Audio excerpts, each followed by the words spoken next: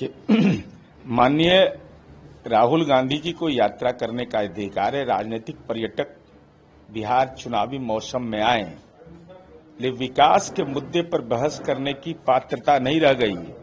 नीतीश कुमार जी के master stroke ने राजनीतिक रूप से क्षतिग्रस्त कर दिया महागठबंधन को।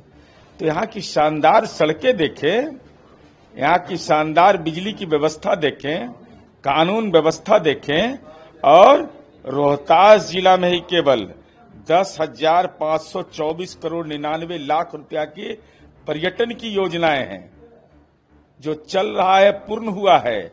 और हम अनुरोध करेंगे राहुल गांधी जी, नीतीश कुमार जी के द्वारा बनाए गए होटल में और सर्किट हाउस में कम से कम प्रवास मत करिएगा, क्योंकि उसमें फुंसी होने का खतरा आपको है, राजनीतिक फुंसी आपको हो गया है।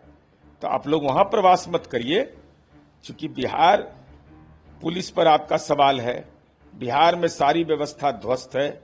इसलिए मेरा विनम्र अनुरोध होगा कि विकास पर बहस करिए। एसआईआर के लिए तो सुप्रीम कोर्ट है ही, और साथ ही साथ रोहतास जिला में महागठबंधन का घटक दल आज सार्वजनिक सूची जारी करे कि जितने मतदान केंद्र हैं उस पर बूथ लेवल एजेंट का नाम क्या है, मोबाइल नंबर क्या है, और अब तक आपने कितने ड्राफ्ट पब्लिकेशन पर दावा और आपत्ति किया है, यह भी सार्वजनिक करिए। एक हिस्टोरिक जर्नी बता रहे हैं और बोल रहे हैं कि हमको आशीर्वाद मिलेगा जल्द। नहीं, हिस्टोरिक जर्नी तो होगा ही, चूंकि 420 के आप आरोपी हैं, हिस्टोरिक जर्नी तो होगा ही। आप राहुल गांधी से हिम्मत करके पूछिए, उन्होंने कहा था बिहार का जाति सर्वे फर्जी है, आप कहते हैं कि जाति सर्वे हमने करवाया है, तो कौन फर्जी कौन गलत, यह भी कम से कम स्पष्ट करिए। आज इलेक्शन कमीशन आज कॉन्फ्रेंस करेगा और सभी बातों को साफ करेगा, और उन्होंने ये भी कहा है कि अपोजिशन ने एक मौका चूक गया, वो जो आरोप लगा रहे थे उसको उठा करना। देखिए, अब ये चुनाव आयोग का मामला है, मैं चुनाव आयोग का प्रवक्ता नहीं हूं, लेकिन चुनाव आयोग जैसी संवैधानिक संस्था का राजनीतिकरण करना पहला सवाल। दूसरा, माननीय सर्वोच्च न्यायालय में जब विचारण चल रहा हो, इस पर राजनीतिक बयान देना और कार्यक्रम करना, यह बताता है कि संवैधानिक संस्थाओं के अनादर का राजनीति का नया संस्कार महागठबंधन के घटक दलों का बन रहा है।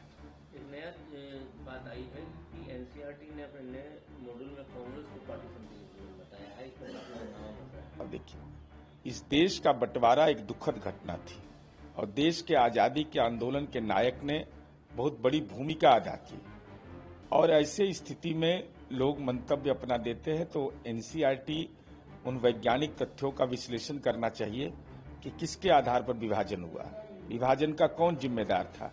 राष्ट्रपिता महात्मा गांधी इस देश के, जो इस देश के इतने बड़े राम भक्त थे कि कोई आदमी गोली चला रहा हो और उनके मुंह से निकला हे राम, तो ये गांधी आहत थे, इसके लिए पूरा देश के आजादी के आंदोलन के आहत थे।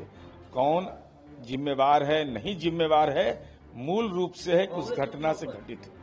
अब ये तो जिन लोगों ने लेखक है उन्होंने अपनी राय दी होगी, लेकिन मेरी समझ से देश की आजादी की लड़ाई में जिनकी भूमिका रही है वह दल के आधार पर केवल ही नहीं रहा है, दल के बाहर के लोगों ने भी अपनी भूमिका अदा की है। देश के आम आवाम मरमाहत हुआ, इस सच्चाई को स्वीकार करना चाहिए।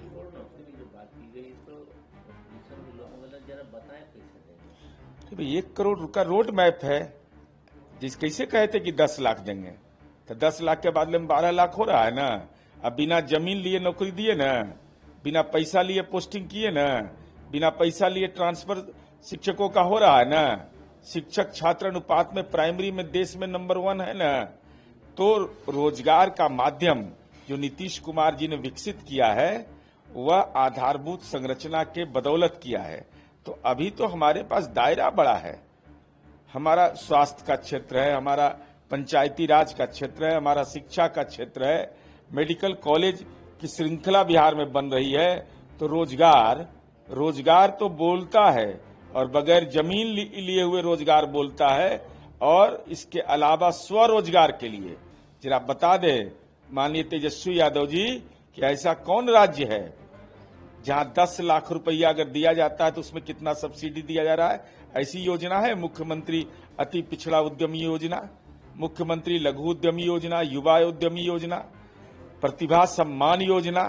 अरे योजनाओं के जो मूसलाधार बारिश हुआ है उससे महागठबंधन का घटक दल क्षतिग्रस्त हो गया है। अभी प्रधानमंत्री ने लाल किले से आरएसएस की बात की थी, इस पे कांग्रेस तो बोल रही कि तालिबान के बराबर आरएसएस है, और आशीष वैसे बोलते हैं कि प्रधानमंत्री ने इंसल्ट किया है। आदरणीय प्रधानमंत्री जी ने राष्ट्रीय स्वयंसेवक संघ का जिक्र किया है, वह उनको अधिकार है, उस मातृ संगठन से जुड़े हैं। तो अगर कांग्रेस पार्टी का लोग यह नजरिया पेश कर रहा है तो राष्ट्रीय स्वयंसेवक संघ पर से प्रतिबंध किसने हटाया? वो तो कांग्रेस के नेता ही सरदार वल्लभ भाई पटेल ने उठाया।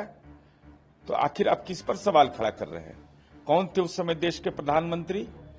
और जनाब ओबैदुल्ला ओवैसी साहब तो उन्मादी भाषा के लिए जाने जाते हैं, लेकिन उन्माद की राजनीति से देश का संविधान नहीं चलता है।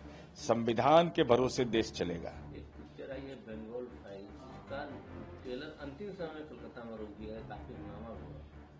जी, लोकतंत्र में तो अपनी राय व्यक्त करने का सबको अधिकार है, अपनी समस्याओं को देखने का अधिकार है, और बंगाल सरकार को हठधर्मिता का परिचय नहीं देना चाहिए। भाई अगर इसके लिए सेंसर बोर्ड बना हुआ है, हमारी कोई आपत्ति होगी तो केंद्रीय सेंसर बोर्ड को देंगे।